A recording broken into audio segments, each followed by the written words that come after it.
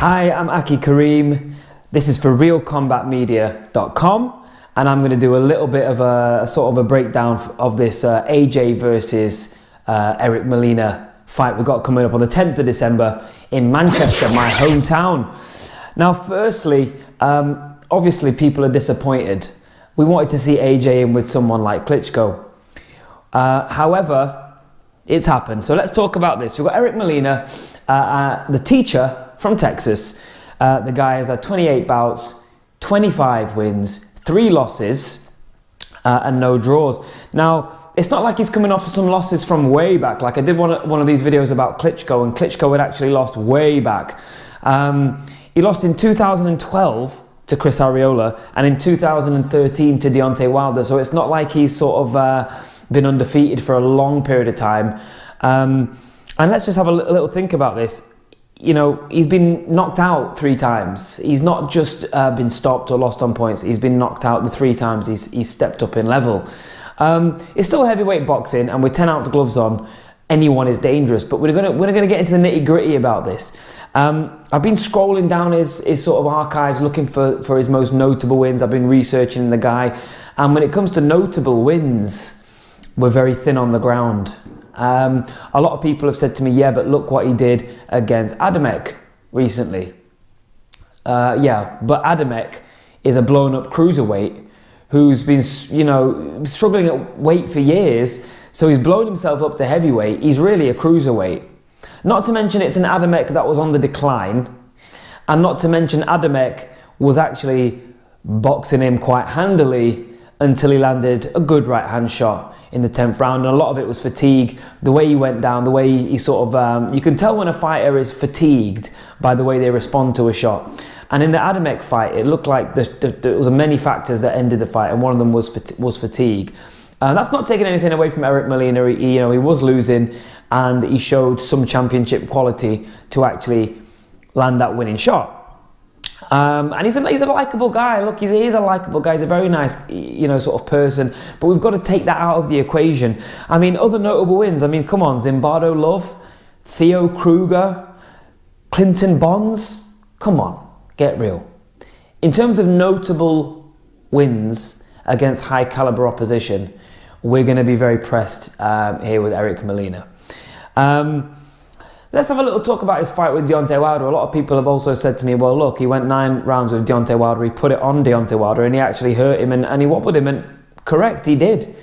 He actually did step into the pocket against Wilder, which I liked. You know, he showed he was brave, he showed he was tough. He did fire combinations. A lot of people are scared to throw combinations, let the shots go against Deontay Wilder. They like to sort of single shots because they're wary of what's coming back. He actually unloaded combinations, and it was good to see. And it was nice to see Deontay under a bit of pressure.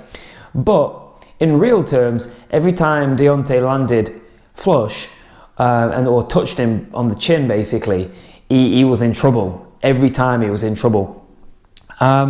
Also, you've got to bear in mind that Deontay Wilder didn't look great in that fight himself. It was a combination of Deontay Wilder not performing and Eric Molina rising to the challenge, even though still he did get stopped in the 9th round, and he was, I never really felt like he was going to win that fight. I mean, yeah, it was great to see Deontay pressured a little bit, but Eric Molina was never going to win that fight. In terms of a notable loss, the one I like to just sort of touch on is the loss to Chris Arreola. Now, this was a kind of a crossroads fight for both fighters. Arreola was out of shape for the fight. Okay, Arreola, listen, I love Arreola. He's a great personality at boxing, but he was out of shape for the fight. He is dangerous, Arreola, because he does have a fast right hand and he can set up his punch as well. But the way Molina crumbled was spectacular. And the right hand shot that finished the fight, Molina was against the ropes, his eyes looked clear, and he just kind of slumped down slowly. He basically couldn't be bothered to get up. He didn't want to find that inner grit, that inner championship heart. And I'm not hating on the guy at all. I do not hate on fighters. I respect every single fighter. But that, for me, was quite defining. It showed me that he is, you know, he talks about being a tough guy and everything, but is he really? He slumped to the floor like somebody. It was bad acting, basically. It was reminiscent of the sort of bad acting I saw against Zab Judah when Amir Khan hit him with the body shot. It was reminiscent to the bad acting I saw from Charles Martin when Charles Martin pretended he didn't realise the referee was counting loudly and slowly to 10 in front of his face. Got up and looked all confused. Are you stupid? He just counted to 10 in front of your face. You can't pretend you didn't see it. Now, I like Eric Molina, but this isn't about whether I like Eric Molina. This is about whether he has a chance against a guy, Anthony Joshua, who is 17-17, all by the way of knockout. A lot of people do hate on Anthony Joshua because they say he hasn't fought anybody, he hasn't proved himself at a high caliber level. But if you look at both of the records, Eric Molina and Anthony Joshua, there's not really much comparison. Anthony Joshua in the last 6 has fought better opposition.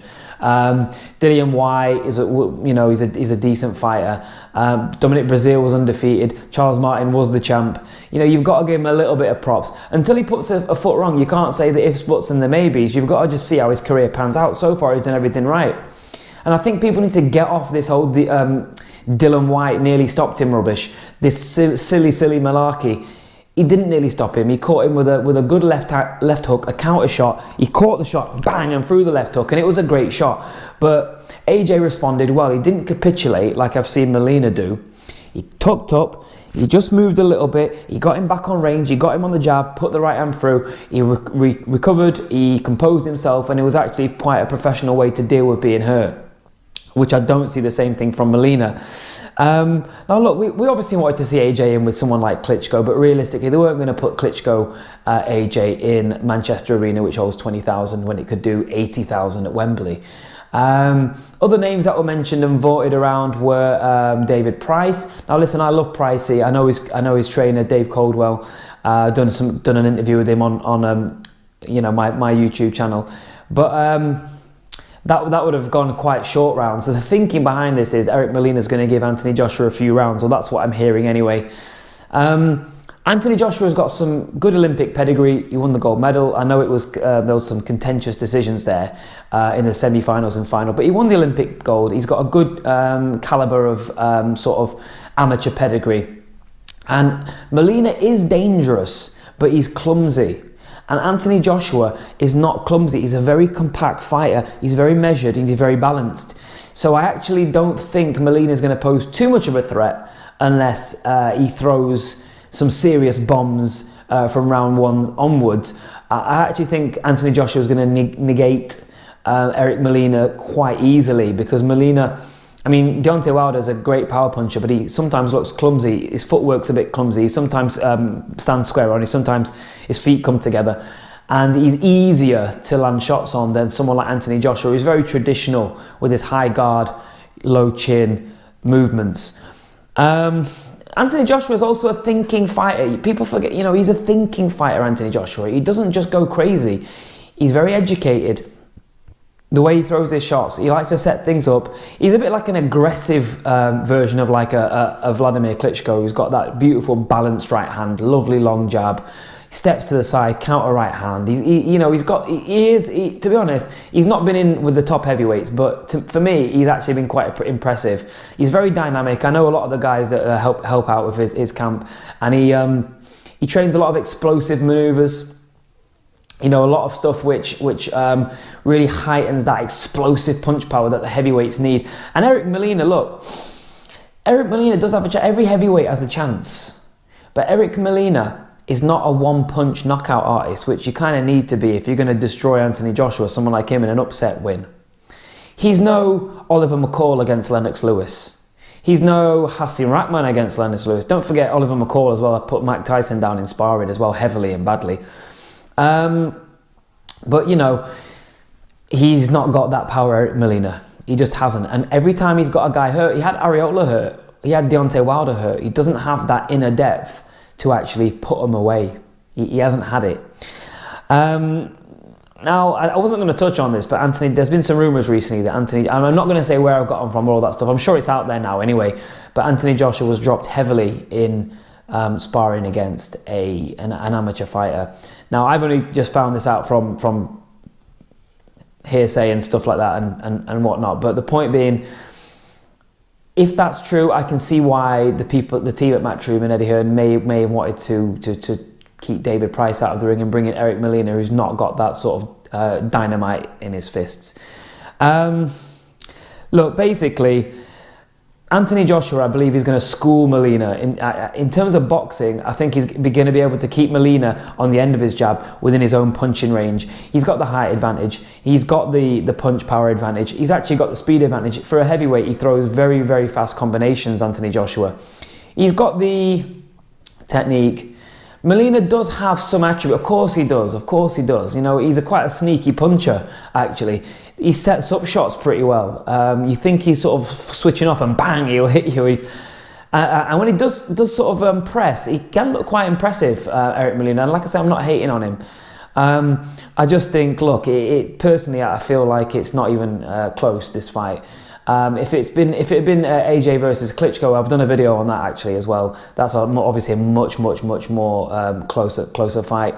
And even with David Price, there's more things to contend with because David Price has got go to sleep power. But this fight, I just don't see it being that competitive. I think it'd be Molina's not getting into the second round. The second half of the fight. But maybe that's subconscious there. Maybe I think it's going to be a second round win for Anthony Joshua. It wouldn't surprise me. I think it's pretty straightforward, guys. I'm not hating on Eric Molina, but I think Eric Molina goes to sleep inside 6 rounds. But I'm really happy that the teacher from Texas has got an opportunity for a big payday, and I hope the Manchester crowd gives him a fair reception when he comes over here. That's me. It's Aki Kareem for RealCombatMedia.com. Power.